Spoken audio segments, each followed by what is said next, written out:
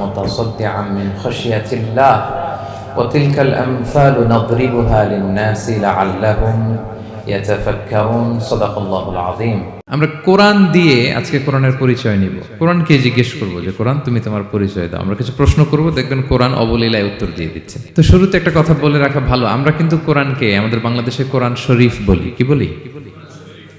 কিন্তু কোরআনে কোথাও কোরআনকে কোরআন শরীফ বলা হয়নি। শরীফ আপনি বলতে পারেন, শরীফ অর্থটা ভালোই, সম্মানিত কোরআন। কোরআন শরীফ মানে সম্মানিত কোরআন। কিন্তু আল্লাহ তাআলা কোরআনকে কোরআন শরীফ কোথাও বলেননি। আল্লাহ তাআলা কোরআনকে কোথাও বলেছেন কোরআনে মাজিদ, বাল হুয়া কুরআনুম মাজিদুন ফি লাওহিম মাহফুজ। আমি লাউহে মাহফুজে এই কোরআনে মাজিদকে রেখেছি। লাউহে মাহফুজ 7 আকাশের উপরে। তুলুহু মা বাইনাস সামাই ওয়াল আরদ, আকাশ জমিন যত লম্বা লাউহে মাহফুজ ঠিক তত লম্বা। ওয়া আরদুহু মা বাইনাল মাশরিকি ইলাল মাগরিব, পৃথিবীর প্রাচ্য থেকে পাশ্চাত্য যত দূর লাউহে মাহফুজ প্রশস্ততার দিক থেকে ঠিক তত দূর। ওহু মিন দুররাতিন বাইদা, সাদা ঝকঝকে ডায়মন্ড দিয়ে আল্লাহ লাউহে মাহফুজকে তৈরি করেছেন। এটা হচ্ছে কোরআনের বাড়ি 7 আকাশের উপরে। তা আল্লাহ বলেছেন বাল হুয়া কুরআনুম মাজিদ, কোরআনে মাজিদ বলছেন আল্লাহ, কোরআন শরীফ বলেন নাই। আরেক আয়াতে আল্লাহ তাআলা বলেছেন ইয়াসিন, তারপরে কি ওয়াল কুরআনিল হাকিম। তাহলে আরেক আয়াতে কোরআনে হাকিম বলেছেন, প্রজ্ঞাময় কোরআন, কোরআন শরীফ বলেন নাই। সূরা ওয়াকিয়ার আরেক আয়াতে আল্লাহ তাআলা বলেছেন ইন্নাহু লাকুরআনুন কারীমুন ফি কিতাবিম মাকনুন, এখানে বলেছেন কোরআনে কারীম। সূরা হিজরের এক আয়াতে আল্লাহ বলেছেন কোরআনে আযীম, ওয়ালাকাদ আতাইনাকা সাবআম মিনাল মাসানি ওয়াল কুরআনাল আযীম। নবী হে, আপনাকে আমি নিত্য পাঠনীয় সপ্তবাক্য দিয়েছি আর কোরআনে আযীম দিয়েছি। তাহলে আল্লাহ বললেন কোরআনে মাজিদ, তিনি বললেন কোরআনে হাকিম, তিনি বললেন কোরআনে কারীম, কোরআনে আযীম। কিন্তু এগুলো সব থেকে আমরা কি বলি? কোরআন শরীফ বলতে পারেন, অর্থ ভালোই, কিন্তু কোরআনে নাই, আল্লাহ তাআলা বলে নাই। আসুন কোরআন শরীফ বলার পাশাপাশি আমরা কোরআনে কারীম, কোরআনে মাজিদ এগুলো বলতে অভ্যস্ত হই, কারণ এভাবেই কোরআনকে পরিচয় দিয়েছেন আল্লাহ তাআলা। পারা যাবে তো ইনশাআল্লাহ? শুধু কোরআনই কোরআনের নাম নয়, এছাড়াও কোরআনের আরো অনেক নাম কোরআনে খুঁজে পাওয়া যায়। যেমন কোরআনের একটা নাম হচ্ছে আল কিতাব। কোরআনের একটা নাম কি? আল্লাহ তাআলা বলছেন মা ফাররাতনা ফিল কিতাবি মিন শাই, এই কিতাব, এই কোরআনে আমি কোনো কিছু বাকি রাখি নাই, সব বলে দিয়েছি। সব, ব্যক্তি জীবনে, পরিবারে, সমাজে, রাষ্ট্রে, রান্নাঘর থেকে শুরু করে বঙ্গভবন পর্যন্ত, কাঁথা সেলাই থেকে শুরু করে মহাকাশ পর্যন্ত সব আল্লাহ কোরআনে বলে দিয়েছেন, কিছু বাকি রাখে নাই। তাহলে কোরআনের একটা নাম আল কিতাব, একটা নাম কি? কোরআনের আরেকটা নাম আল ফুরকান, সত্য মিথ্যার পার্থক্যকারী, the criterion between right and wrong. কোরআন পড়লে বোঝা যায় কোনটা সত্য কোনটা মিথ্যা। আল্লাহ তাআলা বলেন তাবারাকাল্লাযী নাযালাল ফুরকানা আলা আবদিহি লিয়াকুনা লিল আলামিনা নাযীরা, আমি কোরআনকে ফুরকান বানিয়ে পাঠিয়েছি যাতে করে বিশ্বনবী মানুষকে সতর্ক করতে পারেন। তাহলে একটা পেলাম কোরআনের নাম আল কিতাব, এরপরে দ্বিতীয়টা পেলাম আল ফুরকান। কোরআনের একটা নাম হচ্ছে আয-যিকির। আমরা অনেকে মনে করি শুধু সুবহানাল্লাহ, আলহামদুলিল্লাহ এগুলাই জিকির না, কোরআনটাও একটা জিকির। কোরআনের একটা নাম হচ্ছে জিকির। আল্লাহ তাআলা বলছেন ইন্না নাহনু নাযালনা যিকরা ওয়া ইন্না লাহু লাহাফিযুন, নিশ্চয় আমি এই জিকিরকে মানে কোরআনকে নাজিল করেছি, আমি এই কোরআনকে সংরক্ষণ করব। তাহলে কোরআনের একটা নাম পেলাম আল কিতাব, একটা নাম পেলাম আল ফুরকান, একটা নাম পেলাম কি? জিকির। এরকম অনেকগুলো নাম কোরআনের আছে। সম্মানিত শুধু আমি সূরাতুল হাশরের 21 নম্বর আয়াত তেলাওয়াত করেছি। এখানে আল্লাহ তাআলা ইরশাদ করছেন যে এই কোরআনকে যদি আমি পাহাড়ের উপর নাজিল করতাম, লাউ আনজালনা হাযাল কুরআনা আলা জাবালিন লারাআইতাহু খাশিআম মুতাসাদ্দিআম মিন খাশিয়াতিল্লাহ।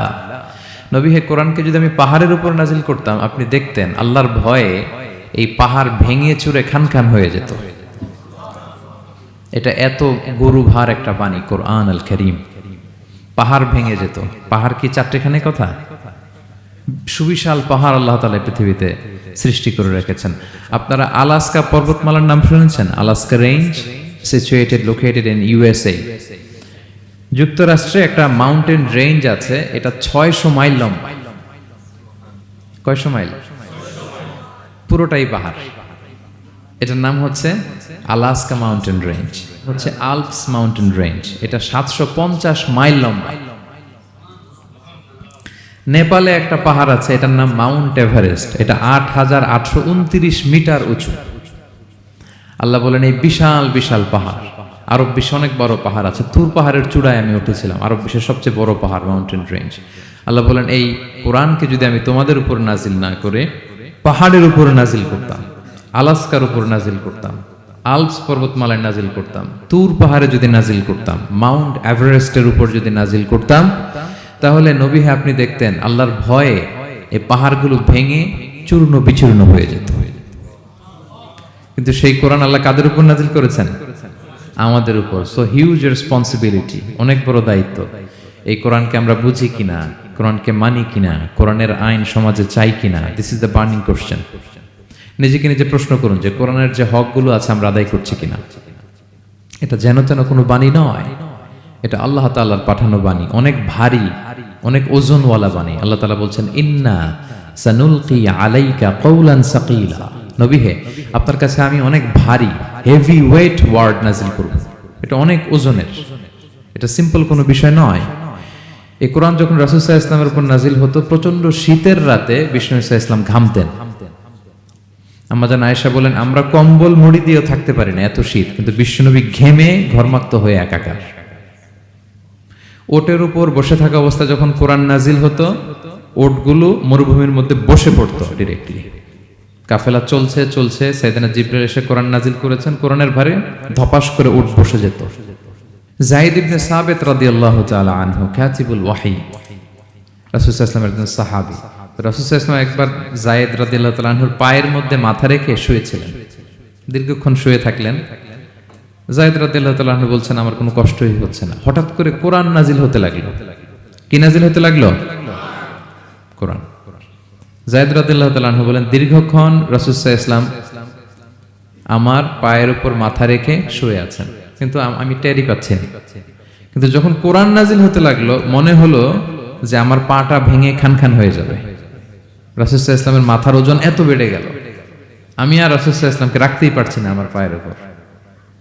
ইন্না সানুলকি আলাইকা কওলান সাকিলা, নবী হে আমি অনেক ভারী, হেভি ওয়েট ওয়ার্ডের কোরআন আপনার কাছে নাজিল করব। সো কোরআনটা এটা অনেক সম্মানিত একটা বাণী, আল্লাহ তাআলার বাণী, অনেক ভারী একটা বাণী।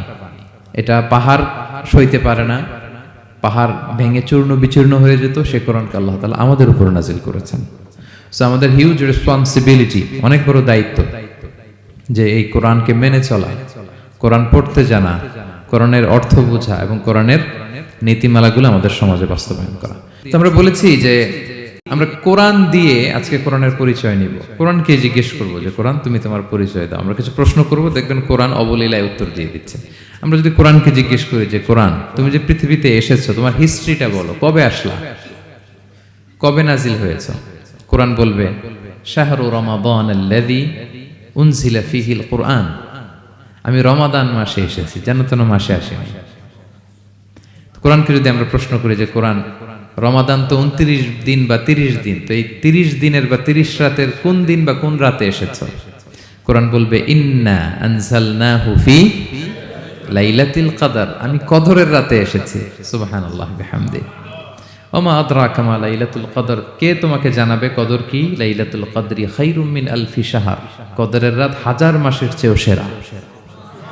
রাসূল সাল্লাল্লাহু আলাইহি ওয়াসাল্লাম আফসোস করতেছেন, আল্লাহ বনি ইসরাইলের লোকেরা হায়াত পাইছে 1000 বছর, 1500 বছর, এত ইবাদত করছে, আমার গুনাহগার উম্মতের কি হবে? আমার গুনাহগার উম্মত তো 60-70 মধ্যে মরে শেষ। আমার উম্মতি মা বাইনা 60 ইলা 70, আমাদের গড় বয়স কত? 60 থেকে 70। আল্লাহ বলেন চিন্তা করো না, লাইলাতুল কদরি খায়রুম মিন আলফি শাহর, তোমার গুনাহগার উম্মতের জন্য আমি কদরের রাত দিয়েছি, 1000 মাসের চেয়ে সেরা। তাহলে কোরআনের হিস্ট্রি আমরা জেনে গেলাম। রমাদানে আসছে, রমাদানের কোন রাতে আসছে? এখন যদি জিজ্ঞেস করি তুমি কি একা একা আসছো না কেউ নিয়ে আসছে তোমাকে, এবার কি উত্তর পাওয়া যাবে? এই প্রশ্নের উত্তরে কোরআন আমাদেরকে জানায় যে আমি একা আসিনি। নাযালা বিহির রূহুল আমিন, রূহুল আমিন হচ্ছে জিবরাইল আলাইহিস সালামের একটা নাম, বিশ্বস্ত আত্মা। রূহুল আমিনের সাথে আমি এসেছি, সবচাইতে বিশ্বস্ত, যেহেতু এটা আল্লাহর বাণী। এটা আসার সময় যদি অন্যের কথা ঢুকায় দেয় তাহলে ভেজাল আছে না নাই?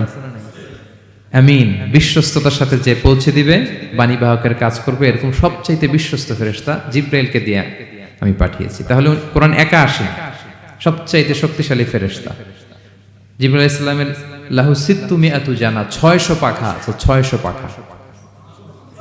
সব নবীদের কাছে এসেছেন ওহী নিয়ে, এরকম একজন ফেরেশতা দিয়ে কোরআনকে পাঠানো হয়েছে। এবার যদি জিজ্ঞেস করি যে কোন ভাষায় তোমাকে নাজিল করা হয়েছে বলো, আছে এটা কোরআনে? কোরআন আমাদেরকে জানাচ্ছে ইন্না আনসালনাহু কুরআনান আরাবিয়ান লাআল্লাকুম তাআকিলুন, নিশ্চয় আমি কোরআনকে আরবি ভাষায় নাজিল করেছি যাতে তোমরা বোঝো। সুস্পষ্ট আরবি ভাষায় এই কোরআনকে আল্লাহ তাআলা নাজিল করেছেন।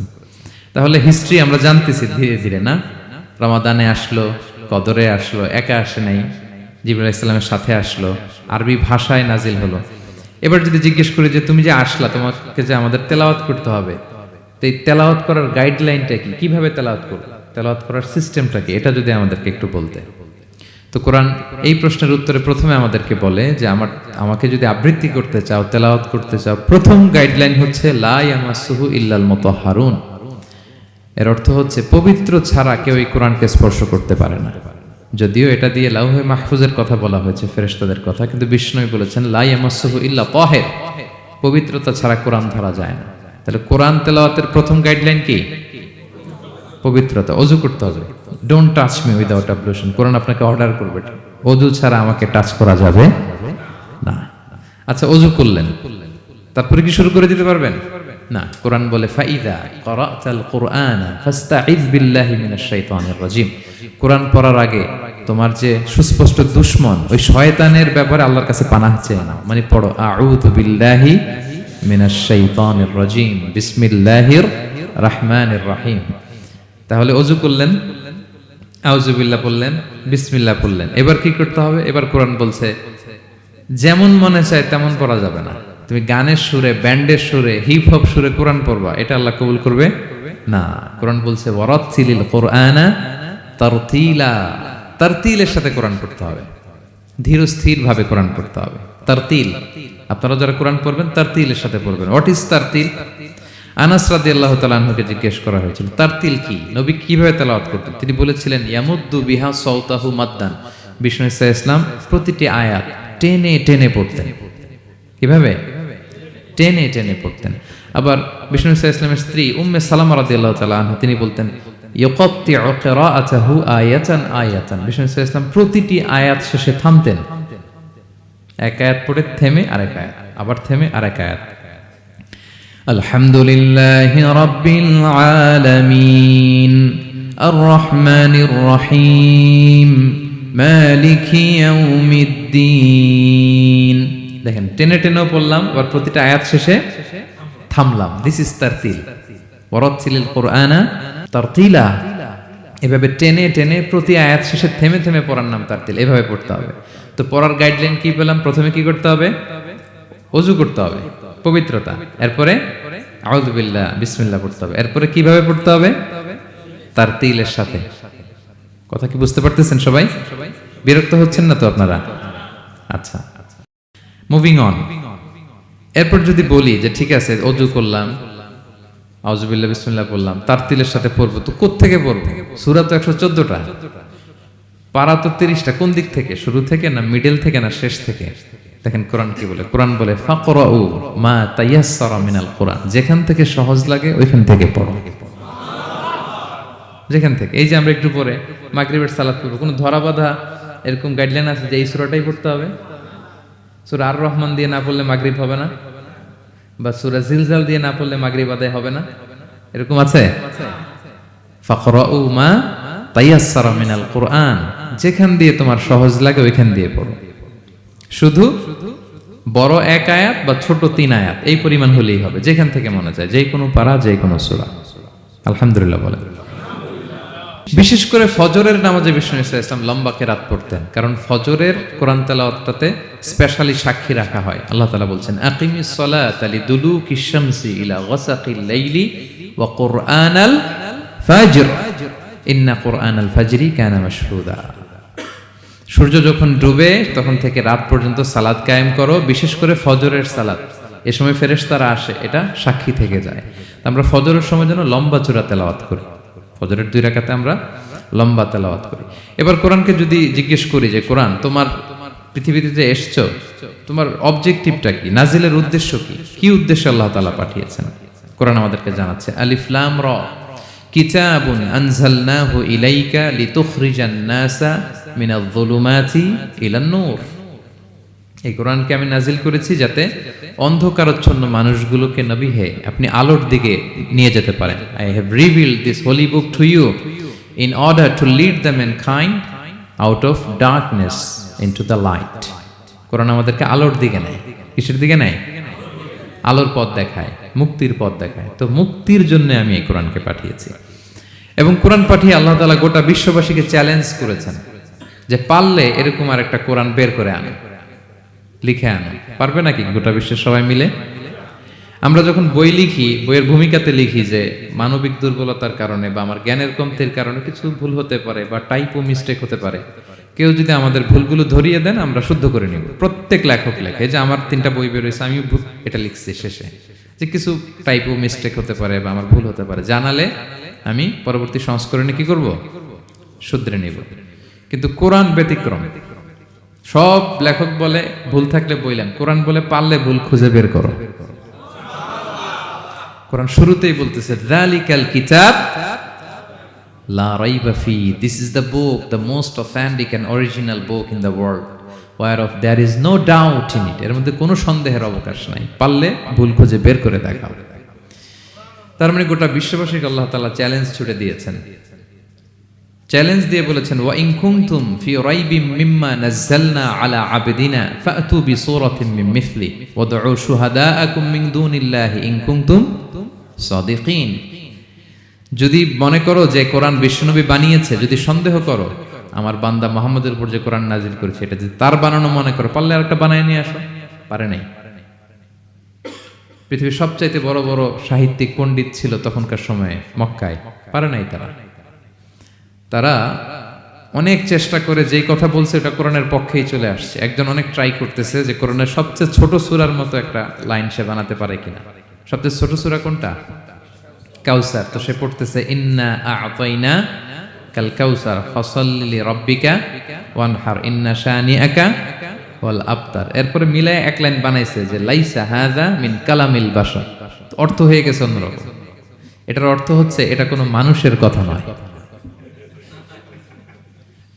ইন্না আ'তাইনা কাল কাউসার ফাসাল্লি লিরাব্বিকা ওয়ানহার ইন্না শানিআকা ওয়াল আবতার। সে মিলায় বানাইছে এক লাইন, সেটা হচ্ছে লাইসা হাযা মিন কালামিল বাশার। এটা কোনো বাশার, মানুষের লেখা হতে পারে না। আল্লাহু আকবার। তো আল্লাহ তাআলা চ্যালেঞ্জ দিয়ে বলেছেন শুধু তোমরা না, পারলে জিনদের সাথে একটা কনফারেন্স করো। কুল লা ইন ইজতামাআতিল ইনসু ওয়াল জিন্নু আলা আইয়াতু বিমিসলি হাযাল কুরআন লা ইয়াতুনা বিমিসলিহি ওয়ালাউ কানা বা'দুকুম লিবা'দিন যাহিরা। আল্লাহ বলতেছে চ্যালেঞ্জ, গোটা বিশ্ববাসীর জন্য চ্যালেঞ্জ। শুধু তোমরা না, জিনদেরকেও ডাকো একটা কনফারেন্সে। কারণ 2টা, ম্যানকাইন্ড আর জিনকাইন্ড। শুধু মানুষকে না, আমি জিনকেও চ্যালেঞ্জ দিলাম, সবাই মিলে যদি পারো কোরআনের মতো একটা বই নিয়ে আসো। পারবে? পারবে না। গোটা বিশ্ববাসী এই চ্যালেঞ্জের কাছে হার মেনেছে। এবং আল্লাহ বলেছেন এটা আমি নাজিল করেছি, এটা হেফাজতের দায়িত্ব আমি নিয়েছি। ইন্না নাহনু নাযালনা যিকরা ওয়া ইন্না লাহু লাহাফিজুন। এই কোরআনকে নাজিল করেছে কে? আবার এটা হেফাজতের দায়িত্ব নিয়েছে কে? আল্লাহ তাআলা নিয়েছে। কোরআনের সবগুলো প্রিন্টেড কপি যদি আমরা আগুন দিয়ে জ্বালায় দেই তাহলে তো আর কোরআন থাকবে না পৃথিবীতে, না? হ্যাঁ, আমরা আমাদের তাকরিম সালেহ আহমদ তাকরিমের মতো 10 জন ওয়ার্ল্ড ক্লাসের হাফেজদের বসাইলেই উইদিন 3 days আমি আরেকটা কপি বানাই ফেলতে পারবো। কি বলেন, পারা যাবে না? গোটা বিশ্বে আমাদের যে হুফাজ, এদের মধ্যে ওয়ার্ল্ড ক্লাস যে হাফেজ, এরকম 10 জন লাগবে শুধু আমার। গিভ মি জাস্ট 3 days, আমরা আরেকটা কোরআন বের করে ফেলতে পারবো। কারণ আমরা শুধু কোরআন লিখে রাখি না, এই সিনার ভিতরে খোদাই করে রাখি, ঠিক কি না? এবং হাফেজে কোরআনের সংখ্যা পৃথিবীতে বাড়ছে। পৃথিবীতে কোন দেশে সবচেয়ে বেশি হাফেজ জানেন আপনারা? না, বাংলাদেশে না। ইজিপ্ট র্যাঙ্কিং এ আছে, কিন্তু সবচেয়ে বেশি হাফেজ হচ্ছে লিবিয়াতে। লিবিয়াতে প্রত্যেক 3 জনে একজন হাফেজ। মোট জনসংখ্যা 70 লাখ, হাফেজ আছে 23 লাখ। র্যাঙ্কিং এ সেকেন্ড হচ্ছে আল মাগরিব, আরবিতে বলে মাগরিব মানে মরক্কো, ওদের হাফেজের সংখ্যা 16 লাখ। থার্ড হচ্ছে ইজিপ্ট, মোর দেন 1 মিলিয়ন। ফোর্থ হচ্ছে সৌদি আরবিয়া, ফিফথ হচ্ছে জর্ডান। কোটি কোটি হাফেজ আছে আমাদের গোটা বিশ্বে। আমাদের সবগুলো কোরআনের প্রিন্টেড কপি জ্বালিয়ে দিল, কোরআন আবার নিয়ে আসতে আমাদের কয়েকদিনের ব্যাপার। আলহামদুলিল্লাহ বলবেন না? এই কোরআনের ভেতরে আল্লাহ তাআলা শিফা রেখেছেন রহমত। আল্লাহ বলেন, অনুনাজ্জিলু মিনাল কুরআনি মা হুয়া শিফাউন ওয়া রাহমাতুল লিল মুমিনিন ওয়া লা ইয়াজিদুয যালিমিনা ইল্লা খাসারা। আমি এই কোরআনের ভিতরে শিফা রেখে দিয়েছি, রহমত রেখে দিয়েছি। সূরাতুল ফাতিহাকে বলা হয় সূরাতুশ শিফা। অসুস্থ ব্যক্তির গায়ে আপনি ফু দিতে দেরি, সুস্থ হতে দেরি হয় না। কিন্তু ওই ঈমানটা থাকতে হবে, ওই ঈমান নিয়ে, ওই আমল নিয়ে যদি আপনি রিসাইট করে ফু দেন, আল্লাহ তাআলা সুস্থ করে দেবেন। এবং এই কোরআন আপনাকে বিপদ থেকে উদ্ধার করতে পারে, কারণ কোরআন আল্লাহর সিফাত, এটা আল্লাহর একটা সিফাত। এটা পড়ে আপনি আল্লাহর কাছে দোয়া করলে আপনাকে বিপদ থেকে উদ্ধার করবে। আল্লাহ তাআলা বলছেন, ওয়া ইযা ক্বারা'তাল কুরআনা জাআলনা বাইনাকা ওয়া বাইনাল্লাযীনা লা ইউমিনুনা বিল আখিরাতি হিজাবাম মাসতুরা।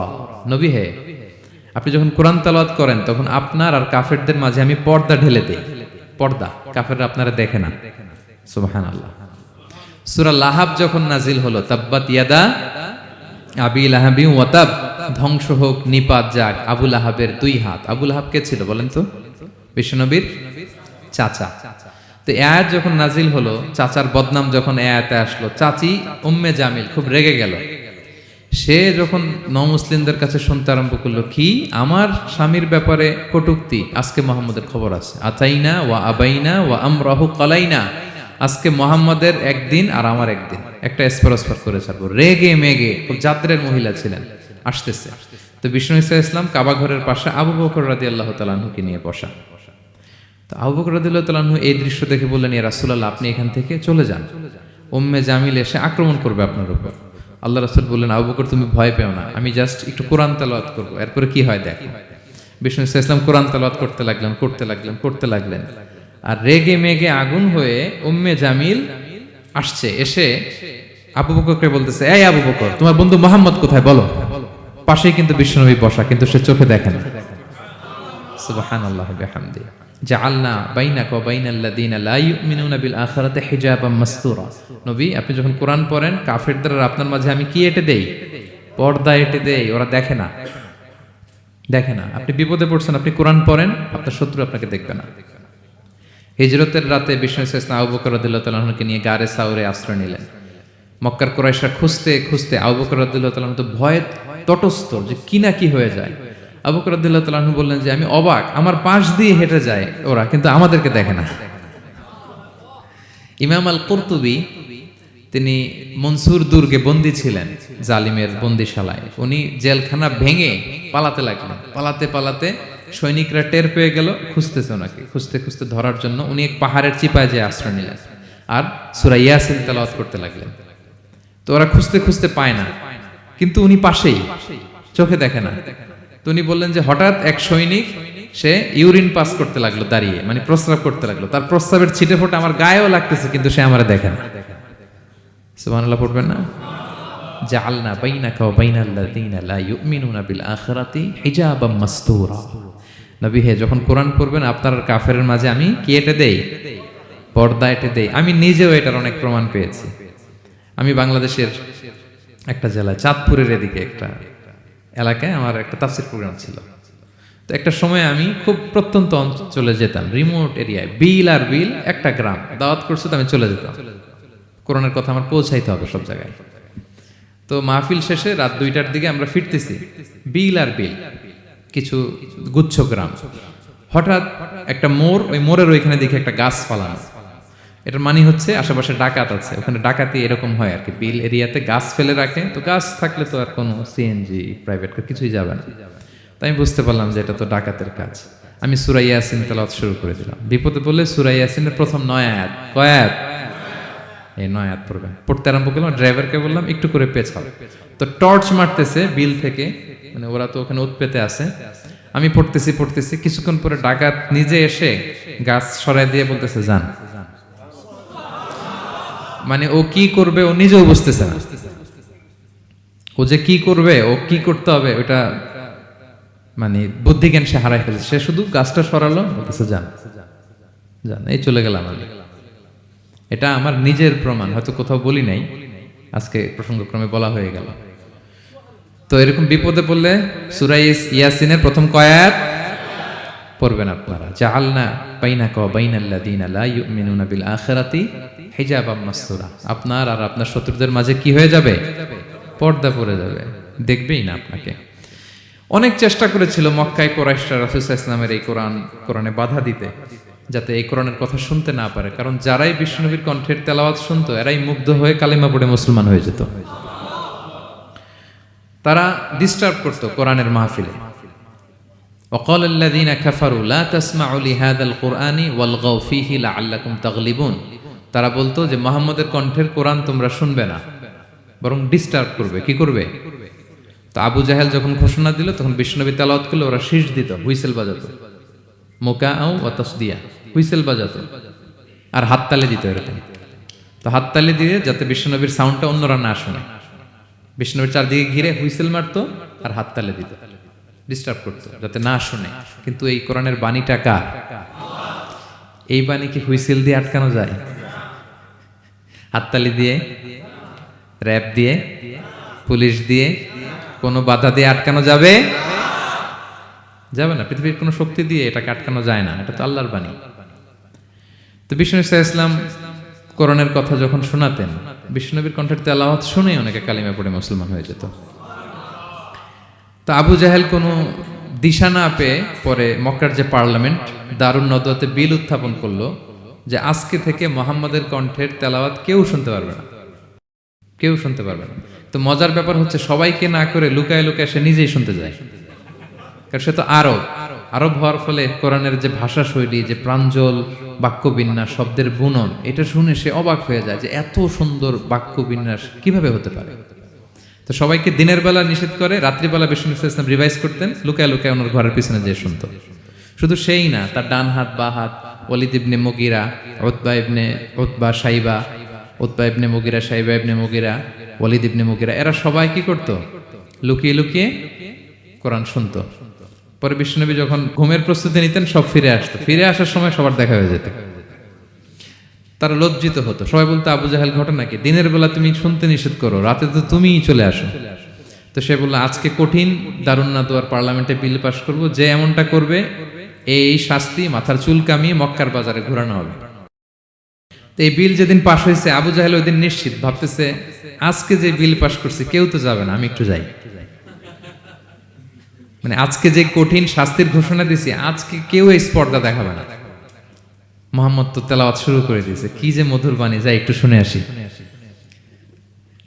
ওয়ালিদ ইবনে মুগীরারও একই প্ল্যান, যে আজকে আবু জাহেল যে টাইট দিছে কেউ যাবে না, আমি একটু যাই। তো এইভাবে সবাই লুকিয়ে লুকিয়ে বিষ্ণুনবীর ওখানে যায় হাজির, মন্ত্রমুগ্ধ তেলাওয়াত শুনছে। বিষ্ণুনবীর তেলাওয়াত শেষ, ফিরে যখন আসতেছে, ফিরে আসার রাস্তায় আবার দেখা হয়ে গেছে।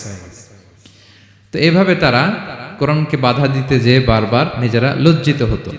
এবং হজের মৌসুমে যখন ভিন দেশ থেকে লোকেরা আসতো, মক্কার যে এন্ট্রিগুলো আছে, আবু জাহেল লোক বসিয়ে রাখতো, বলতো যে সবাইকে বলবা এখানে একটা উন্মাদ লোক আছে, বীর বীর করে কি যেন বলে, নাম তার মুহাম্মদ। তোমরা হজ করতে আসো, হজ করো, জমজমের পানি খাও, সাফা মারওয়ায় দৌড়াও, কিন্তু এই মুহাম্মদের কাছেও যাবা না, গেলেই পাগল হয়ে যাও।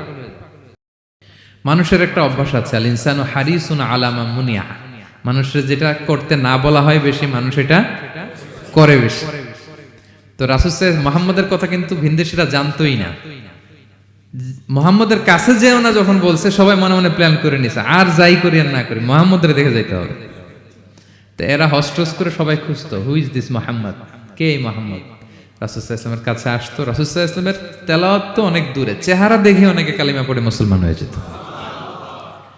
এত নুরানি চেহারা বিশ্বনবী ছিল, এত সুন্দর তেলাওয়াত ছিল। প্রিয় ভাইরা, সেই কোরআনকে আল্লাহ তাআলা বলছেন যে পাহাড়ের উপর যদি নাজিল করতাম, পাহাড় ভেঙে কি হতো? চুরমার হয়ে যেত। পাহাড়ের উপর নাজিল না করে কার উপর নাজিল করছে?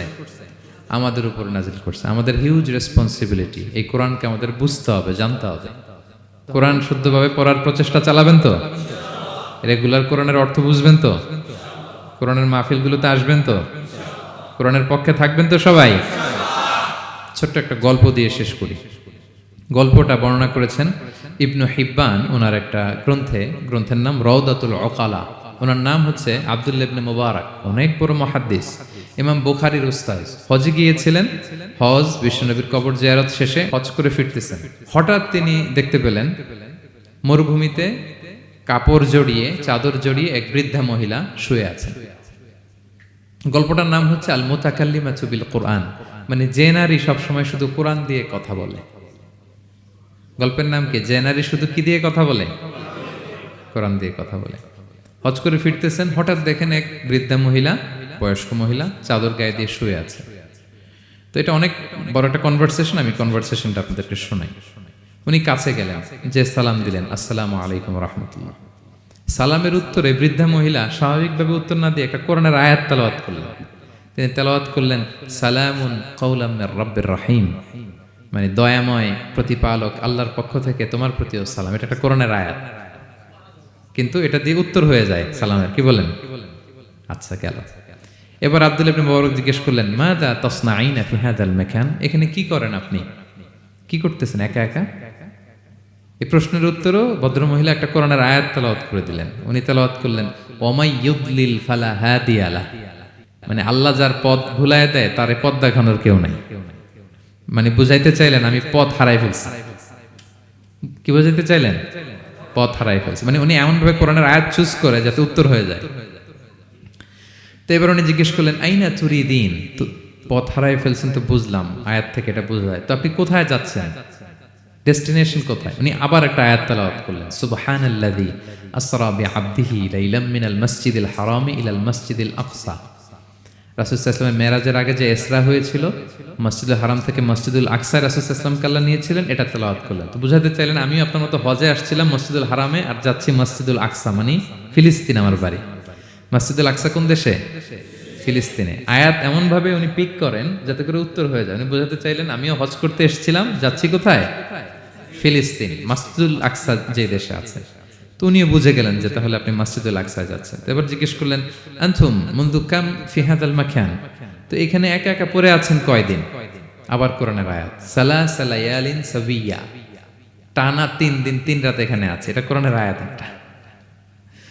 আবার জিজ্ঞেস করলেন উনি, মা আরা মাআকি তাআমান তাআকুলিন, তো একা যে পড়ে আছেন আবার 3 দিন, তো আপনি খাচ্ছেন কি? বেঁচে আছেন কিভাবে? ভদ্রমহিলা আবার একটা আয়াত তেলাওয়াত করে দিলেন। তিনি পড়লেন, হুয়া ইউতঈমুনি ওয়া ইউসকিন, ইব্রাহিম আলাইহিস সালামের কথা, যে ওই আল্লাহ তাআলাই আমারে খাওয়ায়, আল্লাহই আমাকে পান করায়। আল্লাহ তাআলা ব্যবস্থা করেছেন আমার। তো এইবার উনি অবাক হচ্ছেন, আমি এত বড় মুহাদ্দিস আব্দুল্লাহ ইবনে মুবারক ইমাম বুখারীর উস্তাদ, আমি স্বাভাবিকভাবে কথা বলি আর যাই প্রশ্ন করি একটা আয়াত তেলাওয়াত করে দেয় আর ওটা দিয়ে উত্তর হয়ে যায়। কি মহিলার সন্ধান পেলাম? তো উনি বলতেছে, ফাবি আইয়ি শাইইন তাতাওয়াদ্দাইন, 3 দিন যে এখানে আছেন মরুভূমির বালুর মধ্যে, ওযু করেন কিভাবে?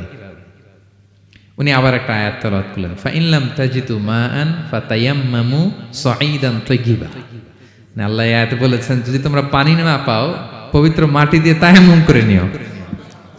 তো বুঝাতে চাইলেন পানি নাই তো কি হয়েছে, বালু তো আমি তায়াম্মুম করে নামাজ পড়ি। আল্লাহু আকবার। এবার উনি বললেন, ইন্না মাইয়া তাআমান আলা তাকুলিন, আমার ব্যাগে তো কিছু খাবার আছে, আপনি কিছু খাবেন? আবার কোরআনের আয়াত, সুম্মা আতিম্মুস সিয়ামা ইলাল লাইল, আল্লাহ এক আয়াতে বলেছেন তোমরা রোজা ফজর থেকে শুরু করে সন্ধ্যা পর্যন্ত পূর্ণ করো। তো বুঝালেন আমি রোজা রাখছি। কি বুঝালেন? রোজা রেখেছি। এবার উনি একটু মাসালা খাটাইতে চাইলেন, ভাবলেন যে বুড়ি তুমি আমার সাথে শুধু কোরআন দিয়ে উত্তর দিচ্ছ, দাঁড়াও তোমাকে আমি আটকাইতেছি। উনি মাসালা খাটাইলেন যে ফাকুলতু লাহা লাইসা হাদা শাহরু রমাদান, তো রোজা রাখছেন মানে এটা তো রমজান মাস না, হজ করে ফিরতেছি আমরা জিলহজ মাসের শেষের দিক, কিসের রোজা? ওই মহিলা আবার একটা আয়াত তেলাওয়াত করলেন যে ওমান তাতাওয়া খায়রান ফা ইন্নাল্লাহা শাকিরুন আলিম, আমি রমজানের ফরজ রোজা তো রাখিনি, এখন আমি নফল রোজা রেখেছি। আয়াতের অর্থ হচ্ছে তোমরা নফল যা করো এগুলোর প্রতিদান আল্লাহ তোমাদের বুঝিয়ে দেবেন। রমজান না ঠিক আছে জিলহজ, কিন্তু আমি কি রোজা রেখেছি? নফল রোজা। এইবার উনি ধরছেন মাসালা, এবার বলতেছে উবি হালান আল ইফতার ফিস সাফার, সফরে তো রোজা ভাঙা যায় আছে, রোজা তো ভাঙা যায়, খান একটু। এবার উনি কোরআন থেকে আবার তেলাওয়াত করলেন, ওয়া আনতা সুমু খায়রুল লাকুম ইন কুনতুম তা'লামুন, আল্লাহ যে আয়াতে বলেছেন যে সফরের রোজা ভাঙ্গা জায়েজ আছে, ওই আয়াতে শেষে আবার আল্লাহ বলছেন যদি রাখো সব বেশি পাবো। কেউ অসুস্থ হলে রোজা ভাঙবে, সফরের রোজা ভাঙবে। এই আয়াতের শেষে হচ্ছে ওয়া আনতাসুমু খায়রুল লাকুম ইন কুনতুম তা'লামুন, তবে রোজা যদি রাখো এটা ভালো যদি তোমরা বুঝতে।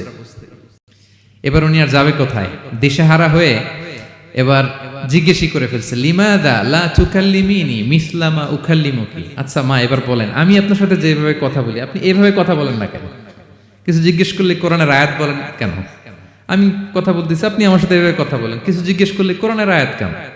এটার উত্তরে উনি আরেকটা কোরআনের আয়াত উনি পড়লেন, মা ইয়ালফিযু মিন কাওলিন ইল্লা লাদাইহি রাকীবুন আতীদ। আল্লাহ বলেছেন তোমরা মুখ দিয়ে যাই বের করো এটা লিখে রাখার জন্য দুই কাঁধে রাকীব আতীদ আছে, তুলে রাখে। তার মানে আমি যে তোমার সাথে কথা বলতেছি প্রত্যেকটাই তো রেকর্ডেড হয়, রেজিস্টার্ড হয়। সো এমন কিছু বলি যেটাতে সওয়াব হয়, যেটাতে ভুল না হয়। আল্লাহু আকবার, সুবহানাল্লাহ। কি নারী ছিল, কেমন নারী তিনি ছিলেন? কি পুরো ঘটনাটা শুনবেন? হ্যাঁ, শেষ করব ঘটনাটা।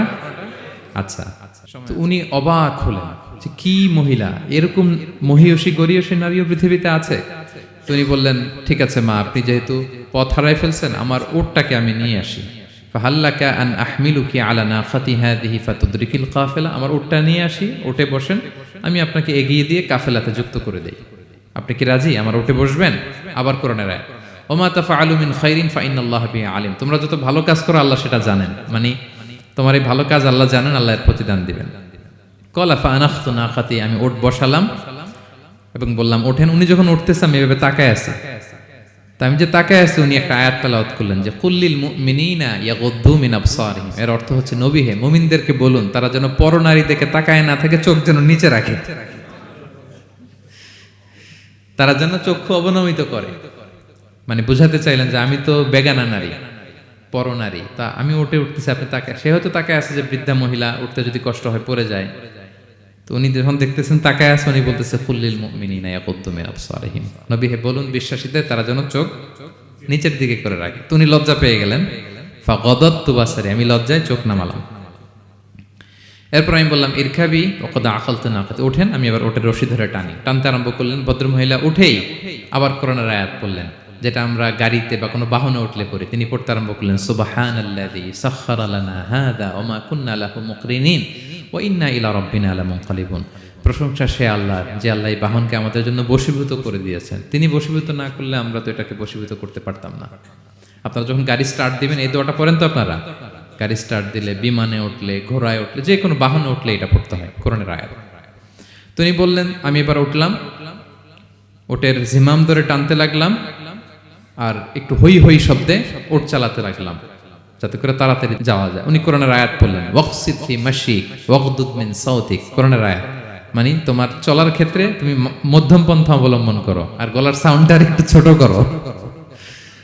এটা কিন্তু লোকমান হাকিম তার ছেলেকে বলেছিলেন যে বাবা তুমি যখন হাঁটবে মধ্যম পন্থায় হাঁটবে আর শাউট করবে না, নয়েজ করবে না, কণ্ঠটাকে নিচু করবে। এই আয়াতটা উনি পড়ে দিলেন। মানে বুঝাতে চাইলেন আপনি হাজি মানুষ, হজ করে আসছেন, এইভাবে যাচ্ছেন কেন? আপনি স্লোলি যান। ফাজাআলতু আমশি রুয়াইদান ওয়া আতারান্নামু বিশআর, এরপর আমি আস্তে আস্তে যেতে লাগলাম আর কবিতা আবৃত্তি করতে লাগলাম।